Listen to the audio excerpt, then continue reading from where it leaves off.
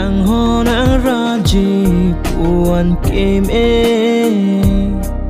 cô son si nè nàng pha nàng anh nè un gì nè cái khi nàng pha nàng thế long lê tê đê xe về đô thế thế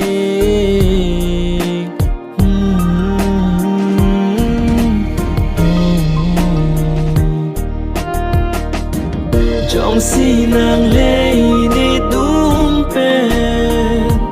đam dùi cô càng tê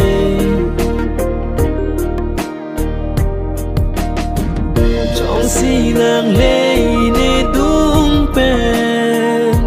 đam dùi cô càng tê để cô son si pirbi vô lệnh đun cô nè la si yo càng hòn nè đúng lê đô